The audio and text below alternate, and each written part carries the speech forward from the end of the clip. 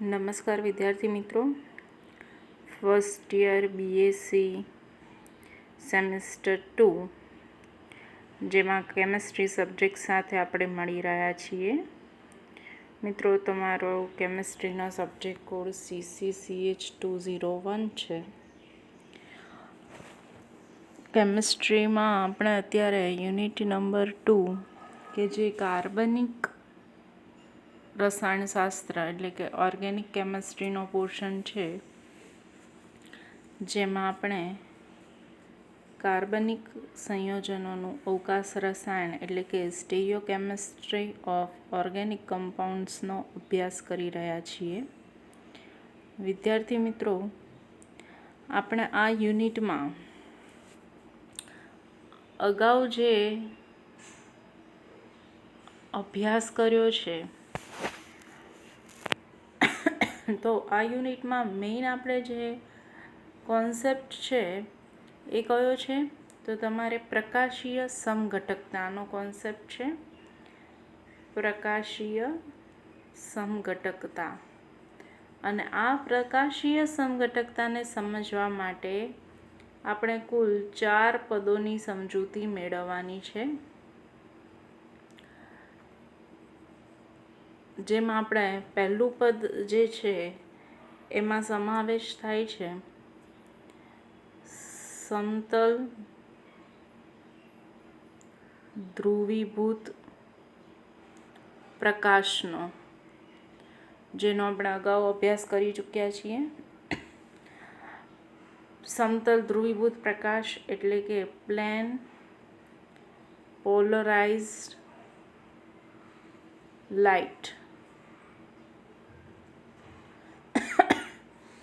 તો હવે તમારા માઇન્ડમાં એનો કોન્સેપ્ટ છે એ ઓલમોસ્ટ ક્લિયર હશે કે સમતલ ધ્રુવીભૂત પ્રકાશ કોને કહેવાય. તો જે બિન ધ્રુવીભૂત પ્રકાશ છે, બિન ધ્રુવીભૂત પ્રકાશ.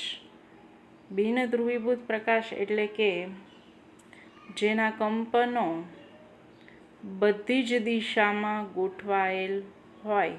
તો આવો પ્રકાશ સાદો પ્રકાશ પણ કહેવાય, સિમ્પલ લાઇટ. બરાબર છે. સપોઝ કોઈ સોડિયમ લેમ્પ છે, જે પ્રકાશનું ઉદ્ગમ સ્થાન છે એ સાદો પ્રકાશ, જેને આપણે બિન ધ્રુવીભૂત પ્રકાશ તરીકે પણ ઓળખીશું. આવા પ્રકાશને જ્યારે કોઈ પોલરાઇઝ્ડ એટલે કે ધ્રુવકમાંથી પસાર કરવામાં આવે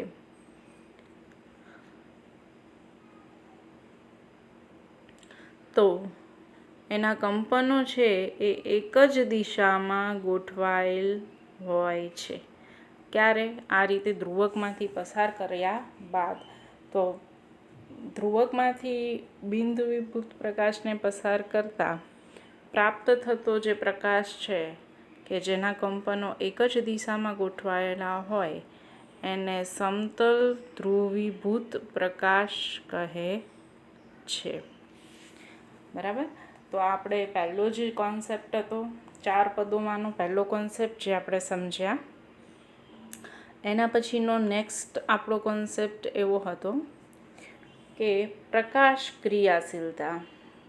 સમતલ ધ્રુવીભૂત પ્રકાશને સમજ્યા બાદ આપણે અભ્યાસ કરવાનો હતો પ્રકાશ ક્રિયાશીલતાનો. તો એ પણ આપણે અગાઉના લેક્ચર્સમાં જોયું. પ્રકાશ ક્રિયાશીલતા કોને કહેવાય? તો કોઈ પણ કાર્બનિક સંયોજન જેને સેમ્પલ ટ્યુબમાં ભરવામાં આવે. આ જે ટ્યુબ છે એને આપણે શું કહીશું? Sample tube. હવે એમાં આપણે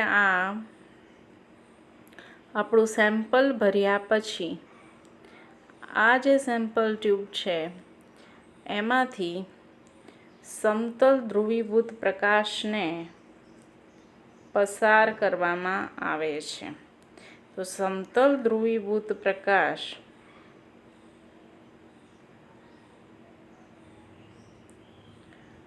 જ્યારે આ સેમ્પલ ટ્યુબમાંથી પસાર થાય અને જો એનું કોણાવર્તન જોવા મળે.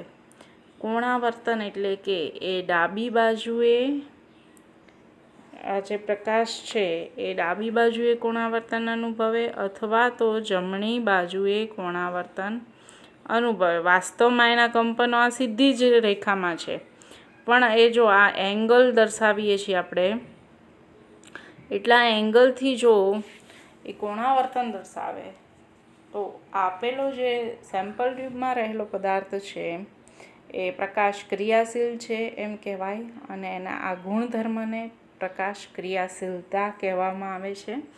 હવે કોણાવર્તન તમે જોઈ શકો છો કે આ સીધી રેખાથી કાં તો ડાબી બાજુએ હોય કાં તો જમણી બાજુએ હોય. જો કોણાવર્તન જમણી બાજુએ જોવા મળે તો એને આપણે કહીશું ડેક્સ્ટ્રો એટલે કે ડી, જેને સંજ્ઞા પ્લસ સિમ્બોલથી પણ દર્શાવાય છે. સાથે સાથે જમણી બાજુ છે તો એ જમણેણી, જેને આપણે દક્ષિણીય ભ્રમણથી પણ ઓળખીએ છીએ. અને જો કોણાવર્તન ડાબી બાજુએ જોવા મળે એટલે કે વામ ભ્રમણ, તો ડાબી બાજુએ કોણાવર્તન છે માટે એને આપણે શું કહીશું? લીઓ, સિમ્બોલ એલ અથવા તો માઇનસથી પણ દર્શાવાય છે. તો આ થઈ પ્રકાશ ક્રિયાશીલતાની આપણી જે મેઇન કોન્સેપ્ટની માહિતી છે એ. એના પછી આપણે ત્રીજું પદ સમજ્યા હતા, જેમાં સમાવેશ થાય છે પરિભ્રમણ કોણ. પરિભ્રમણ કોણ અને સાથે સાથે બીજું આવે છે વિશિષ્ટ પરિભ્રમણ કોણ. આ બે પ્રકારના, હવે આપણે અગાઉ જોયું ને પ્રકાશ ક્રિયાશીલતામાં જ્યારે કાર્બનિક સંયોજન છે એ સમતલ ધ્રુવીભૂત પ્રકાશનું ડાબી બાજુ અથવા તો જમણી બાજુએ કોણાવર્તન કરે તો આવા સંયોજન જો કોણાવર્તન કરે તો આવા સંયોજન છે પ્રકાશ ક્રિયાશીલ કહેવાય. અને જો એ પ્રકાશ ક્રિયાશીલ હોય તો એના ગુણધર્મને આપણે પ્રકાશ ક્રિયાશીલતા કહીએ છીએ. તો ભ્રમણ આપે છે એટલે કે ડાબી કે જમણી બાજુએ એનું ભ્રમણ છે એટલે કે ખૂણો. આ સ્ટેન્ડિંગ લાઈન છે, સીધી લાઈન છે. હવે અહીંયા તમે જોઈ શકો કે ડાબી બાજુએ આટલા ખૂણો એનું એ ભ્રમણ કોણ કહેવાય. એટલે એ જે કોણાવર્તન છે એ આપણે આ પરિભ્રમણ કોણ કહીશું, જેને આપણે થીટા અથવા તો 5થી દર્શાવીશું. એ પરિભ્રમણ કોણ કહેવાય, બરાબર છે. પરંતુ એનો સિમ્બોલ જે છે પરિભ્રમણ કોણનો એ આલ્ફા છે. આલ્ફા, જેને આપણે બોલીશું આલ્ફા. તો આ પરિભ્રમણ કોણનો સિમ્બોલ આપણે આલ્ફાથી દર્શાવીશું. પરંતુ વિશિષ્ટ પરિભ્રમણ કોણ હોય તો એના માટે આપણે ટી ટેમ્પરેચર એટલે અહીંયા ટીસી લખ્યું છે અને નિશ્ચિત તરંગ લંબાઈ. ટી ટેમ્પરેચર એટલે કેટલું? 25°C, બરાબર છે. અને લેમ્બડા એટલે કે આપણે કયો પ્રકાશ આપાત કરીએ છીએ, સાદો પ્રકાશ, એની જે ફ્રીક્વન્સી છે તરંગ લંબાઈ એ દર્શાવવાની છે. અને સાથે સાથે વિશિષ્ટ પરિભ્રમણ કોણમાં આપણે જે સેમ્પલ ટ્યુબમાં દ્રાવણ ભરેલું છે એની સાંદ્રતા, એ દ્રાવણની સાંદ્રતા અને સેમ્પલ ટ્યુબ જે છે એની લંબાઈ પણ કન્સિડર થાય છે. અને એ સમયે જે આપણને કોણાવર્તન મળે એને વિશિષ્ટ પરિભ્રમણ કોણ કહેવામાં આવે છે. તો આ જે નિશ્ચિત પરિસ્થિતિ છે, કઈ નિશ્ચિત પરિસ્થિતિ? તો જેમાં આપણે તાપમાન, તરંગ લંબાઈ, સાંદ્રતા સી અને સેમ્પલ ટ્યુબની લંબાઈ કન્સિડર કરીએ છીએ. એ પરિસ્થિતિમાં જ્યારે પરિભ્રમણ કોણ માપવામાં આવે તો એ બની જશે વિશિષ્ટ પરિભ્રમણ કોણ. હવે પરિભ્રમણ કોણનું માપન છે એ પોલારીમીટર નામના સાધન વડે કરવામાં આવે છે. તમારી એક્ઝામ છે એ ઓનલાઈન લેવાય છે, ઓફલાઈન લેવાય છે, એમાં MCQ કન્સિડર થશે કે કેમ એ બહુ આઈડિયા નથી, પણ આ પ્રશ્ન છે એ ઘણી વાર પૂછાયેલો છે કે પરિભ્રમણ કોણનું માપન કરવા માટે કયા સાધનનો ઉપયોગ થાય છે, તો ખાસ તમે પણ અત્યારે ધ્યાન આપજો. પોલારીમીટર સાધન જે તમારે યાદ રાખવાનું રહેશે. સાથે સાથે આની અગાઉ પણ આપણે જે પણ કોન્સેપ્ટ જે સમજી રહ્યા છીએ એમાંથી પણ MCQs પૂછાય છે, અથવા તો લોંગ ક્વેશ્ચન પણ આ 4 પદ સમજાવવાનો પૂછાય છે. તો આ ક્વેશ્ચનની જે થિયરી આપણે સમજી રહ્યા છીએ, બરાબર. એટલે કશું અહીંયા નેગ્લિજિબલ કરવા જેવું કશું નથી. તમારો આ યુનિટ ખૂબ ઇમ્પોર્ટન્ટ છે અને આ તમારા પ્રશ્ન પણ પૂછાઈ શકે છે. એટલે ખાસ ધ્યાન આપી અને તમે સમજજો.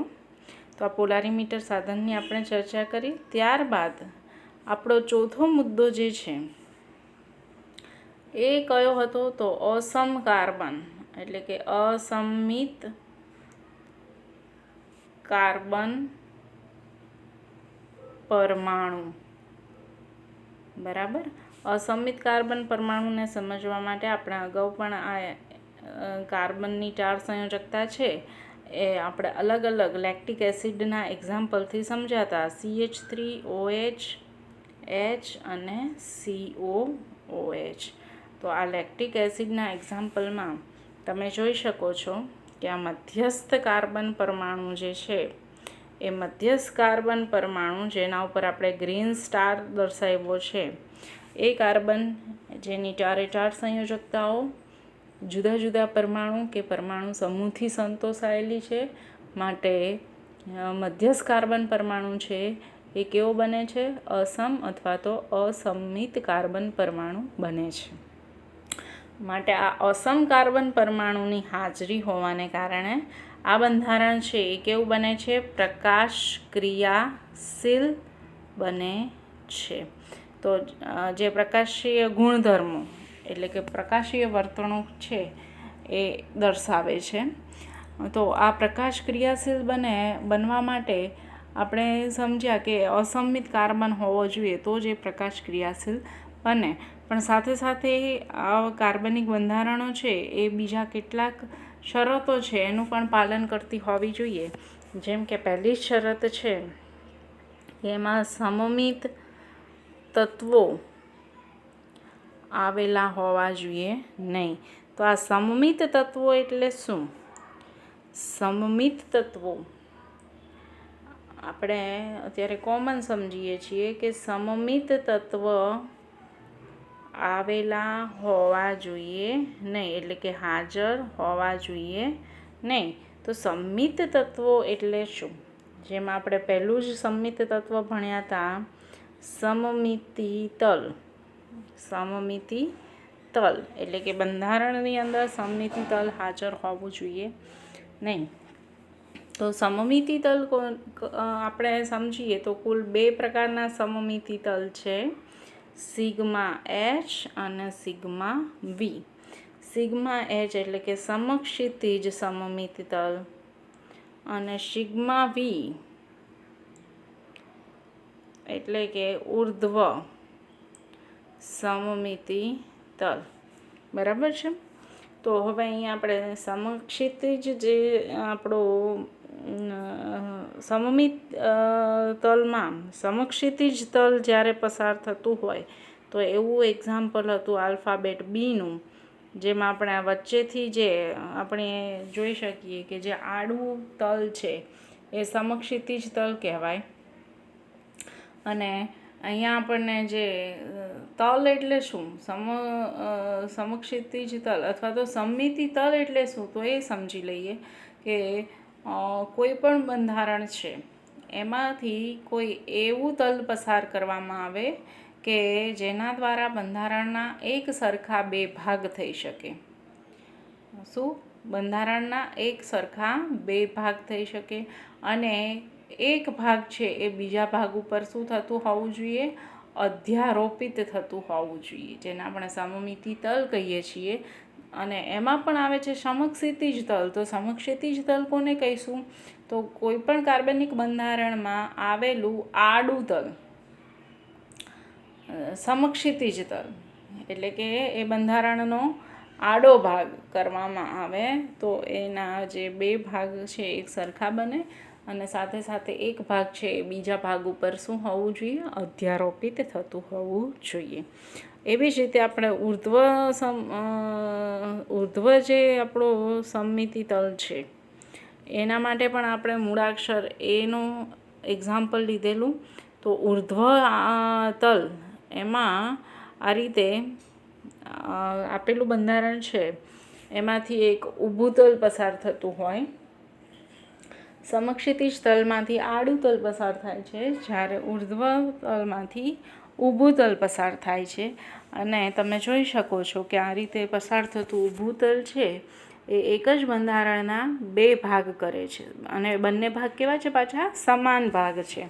તો આ એક ભાગ છે એને જ્યારે આપણે બીજા ભાગ ઉપર અધ્યારોપિત કરીએ ત્યારે અધ્યારોપિત થતું હોવું જોઈએ.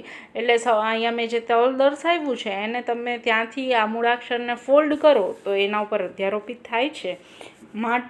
માટે એમાં આ મૂળાક્ષર કેપિટલ એની અંદર ઉર્ધ્વ તલ હાજર છે એવું કહી શકાય.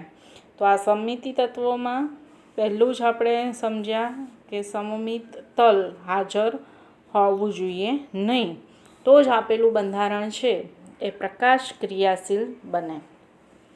એના પછીનું બીજું આપણે સમજ્યા કે સમમિત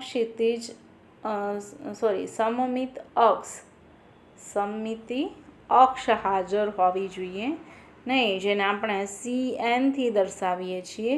અહીંયા C ફોર સાયકલ, એટલે કે આપણે કેટલું ભ્રમણ આપીએ છીએ એ ભ્રમણ દર્શાવીએ છીએ માટે C ફોર સાયકલ, એટલે કે મૂળ રચના જ આપણને પાછી મળવાની છે. અને N ફોર કેટલી ભ્રમણ આપીએ, N માટે આપણે 1 2 3 4 અપ ટુ કંઈ પણ લખી શકીએ. જે 36/N છે એ એનો શું દર્શાવે છે? કોણ દર્શાવે છે.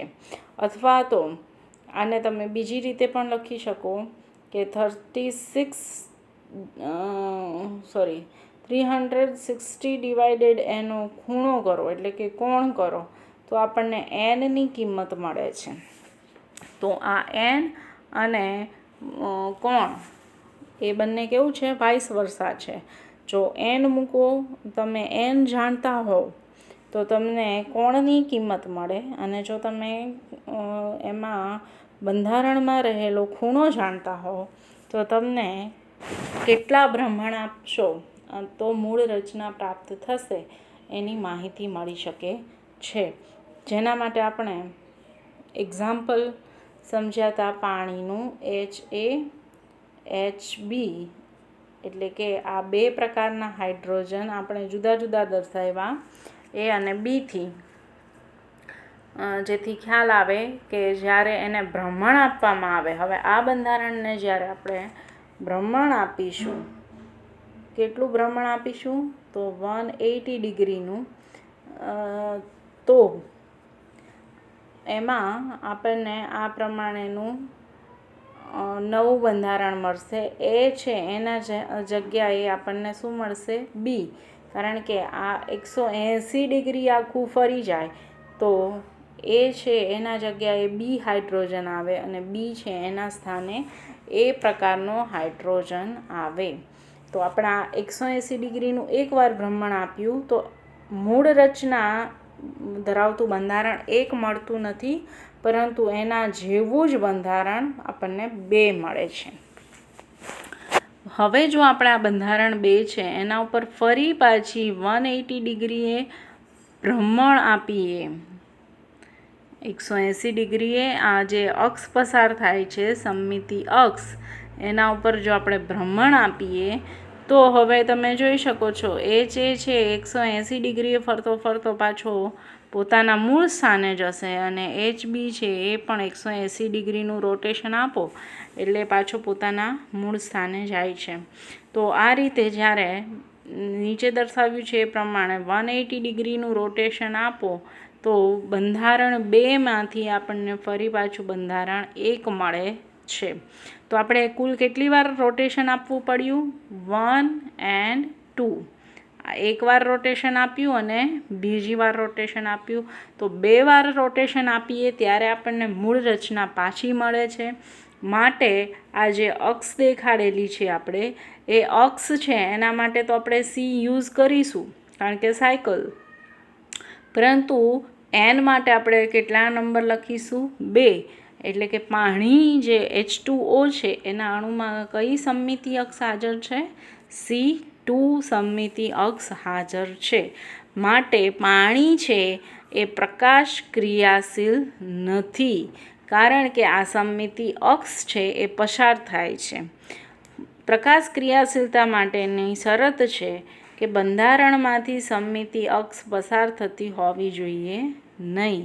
તો આપણું સમમિતિ તત્વ બીજું થયું.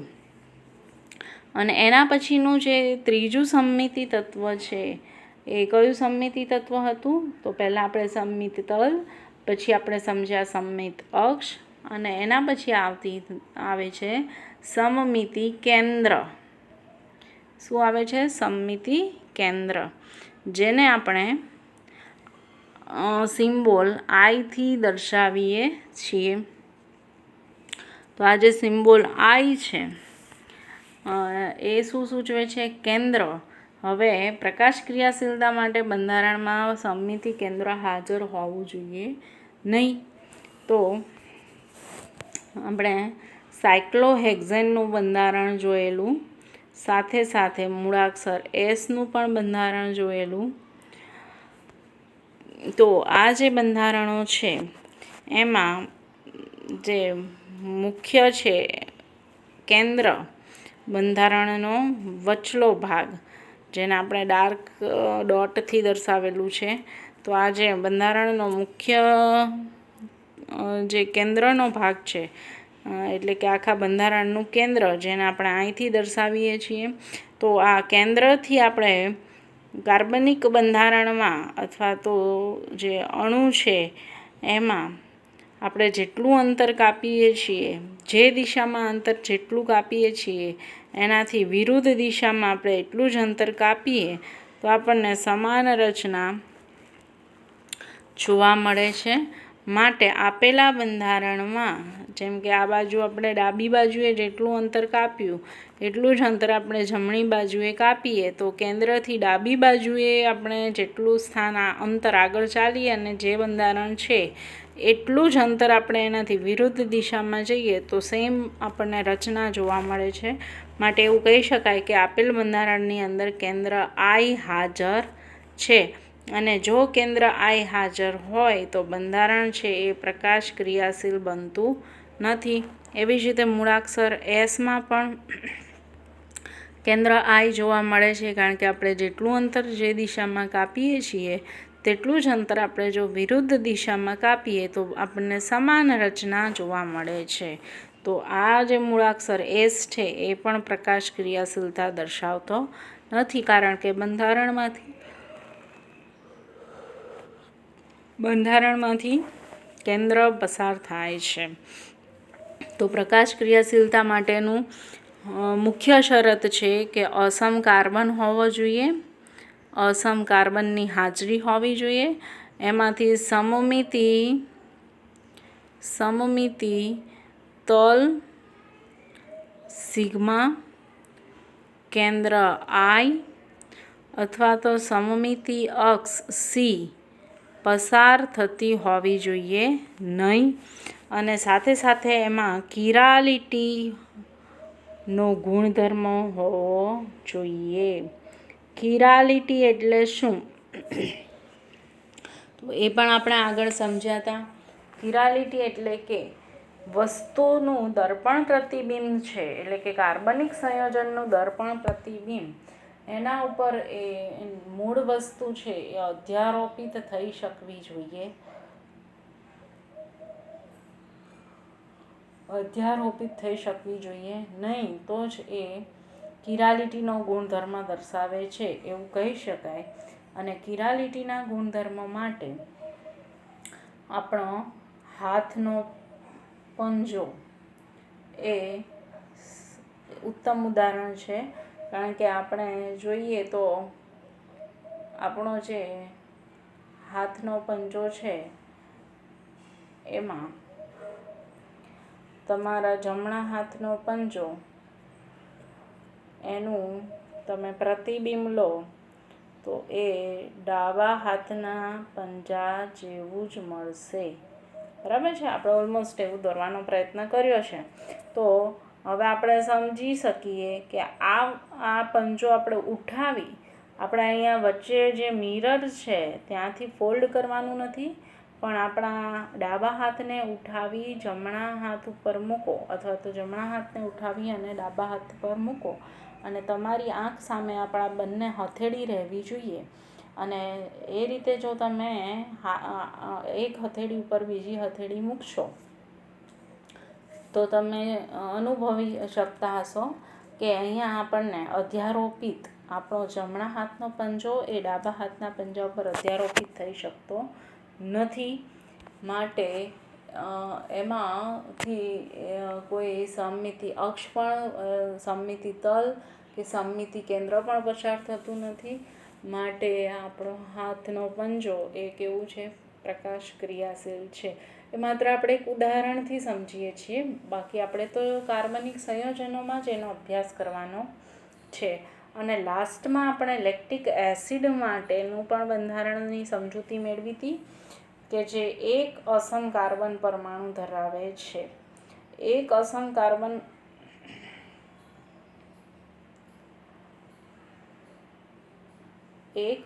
કાર્બન પરમાણુ ધરાવતું કાર્બનિક સંયોજન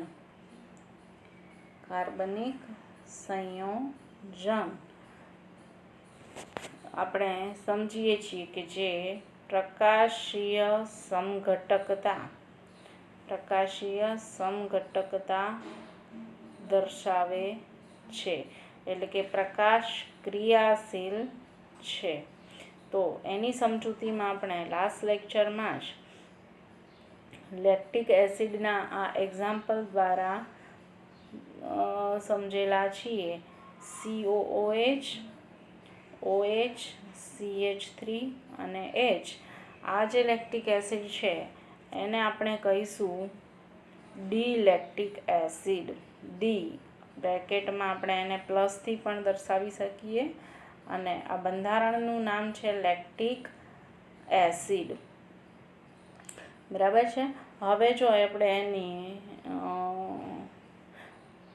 બીજો સમઘટક કયો મળે તો એ બંધારણ પણ આપણે સમજીએ કે આ છે એ પ્રથમ સમઘટક થયો જેમાં એક જ અસમ કાર્બન આવેલો છે એવો, અને એનો બીજું સમઘટક એ આપણને આ રીતે મળશે OH, CH3 અને H. બરાબર છે. અને આ જે બીજો સમઘટક આપણને પ્રાપ્ત થયો એ બીજા સમઘટક છે એ સ્મોલ l બ્રેકેટમાં માઇનસ લેક્ટિક એસિડથી ઓળખાય છે. તો અહીંયા આ જે ડી લેક્ટિક એસિડ અને એલ લેક્ટિક એસિડ છે એમાં તમે જોઈ શકો છો કે મધ્યસ્થ કાર્બન પરમાણુ છે એ બંને કાર્બન પરમાણુની 4 સંયોજકતાઓ છે એ જુદા જુદા પરમાણુ કે સમૂહ વડે સંતોષાયેલી છે, માટે અસમ કાર્બન બને છે. એમાંથી કોઈ પણ એક સમમિતિ તત્વ પણ હાજર નથી. સાથે સાથે એ કિરાલિટીનો ગુણધર્મ દર્શાવે છે. તમે જોઈ શકો છો કે અહીંયા OH છે તો એના પ્રતિબિંબમાં પણ સામે જ OH મળે છે, પરંતુ આ ડી લેક્ટિક એસિડ છે એનું બંધારણ તમે ઇમેજ કરી અને ઉઠાવો અને એને આપણે જો એલ લેક્ટિક એસિડ ઉપર મૂકીએ તો OH છે એના ઉપર કોણ આવશે? H આવશે. અને આ H છે એના ઉપરની બાજુએ કોણ આવશે? OH. તો એના ઉપર અધ્યારોપિત થઈ શકતું નથી, માટે એ કિરાલિટીનો ગુણધર્મ દર્શાવે છે. અને કિરાલિટીનો ગુણધર્મ દર્શાવે છે માટે જ આ બંધારણ છે એ પ્રકાશ ક્રિયાશીલ છે. તો હવે આ ડી અને એલ આપણે સાથે સાથે એ પણ સમજી લઈએ કે જ્યાં ડી લખ્યું છે એ એવું આપણને સમજાવે છે કે અહીંયા સમતલ ધ્રુવીભૂત પ્રકાશ છે એનું કોણાવર્તન છે એ ક્યાં થાય છે? જમણી દિશામાં, જમણી બાજુએ. જ્યારે એલ-લેક્ટિક એસિડમાં સમતલ ધ્રુવીભૂત પ્રકાશનું કોણાવર્તન છે એ ડાબી બાજુએ થાય છે. માટે આ બંને બંધારણો છે એના રાસાયણિક ગુણધર્મો સમાન છે, એના ભૌતિક ગુણધર્મો પણ સમાન છે, પરંતુ આ બંને બંધારણ છે એ પ્રકાશીય એની જે વર્તણૂક છે એમાં શું જોવા મળે છે? તફાવત એટલે કે ભિન્નતા જોવા મળે છે. તો વિદ્યાર્થી મિત્રો, હવે પછીનો આગળનો કોન્સેપ્ટ છે એ આપણે હવે નેક્સ્ટ લેક્ચરમાં જોઈશું.